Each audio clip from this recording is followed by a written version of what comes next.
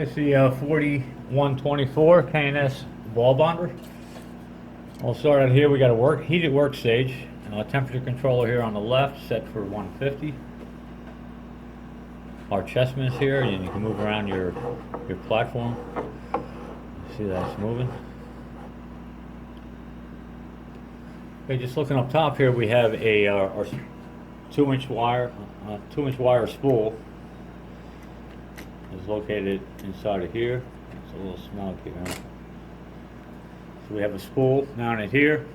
We got a feed tube, the glass feed tube. The wire comes off the spool through the feed tube, down through the tube here, underneath our glass plate here.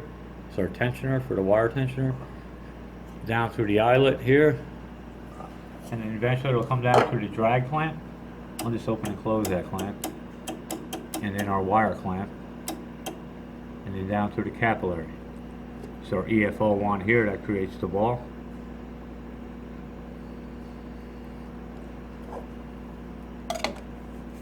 Okay, what I'll do is a couple of bonds, semi-automatic bonds, and by using the this black button here, the one towards the front, that's your bond buttons.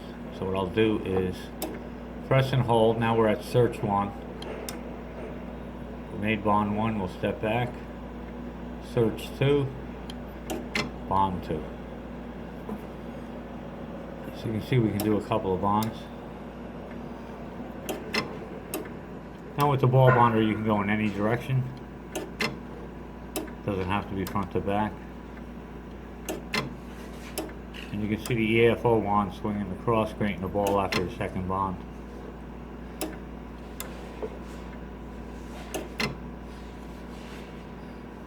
Okay, we have a stitch button here. That's to do stitch bonding. It would be the button on the side of the Chessman. So I'll go ahead and do a stitch.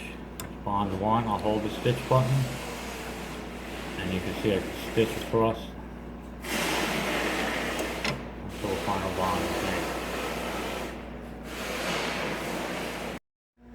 I just want to explain some of the settings here. We got all these knobs here. So we have our loop adjustment here.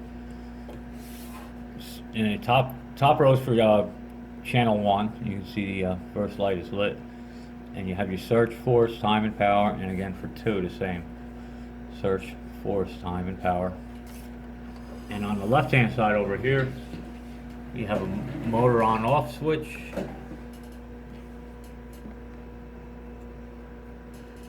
test button. As you press the test button, if you look to the right, you'll see the ultrasonic light.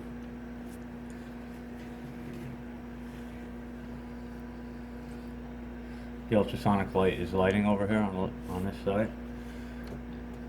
You have a clamp. This will open both your wire clamp up here, your wire clamp, and your dry clamp opens. And that's for when you got to feed the wire through, you can open your clamp.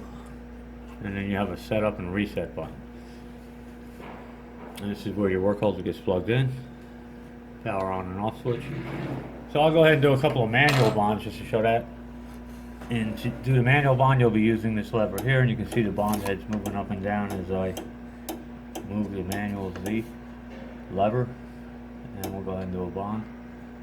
So you have the operator has control of the bond head movement in the Z direction.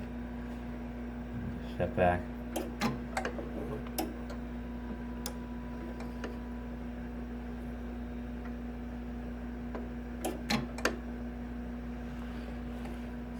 Okay, I'll just explain the search and the loop real quick. We'll go back to semi-automatic bonding. I can adjust the search. You can see the bond heads moving up and down as I adjust search 1. We're in channel 1 right now. Go ahead and make the bond. Now we're at loop. And your loop setting is for in between bonds 1 and 2. And you see the bond head moving. You can set that.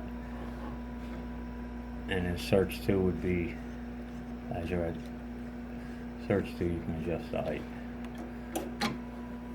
And up top here, that's how you set your ball size setting. Take a look here.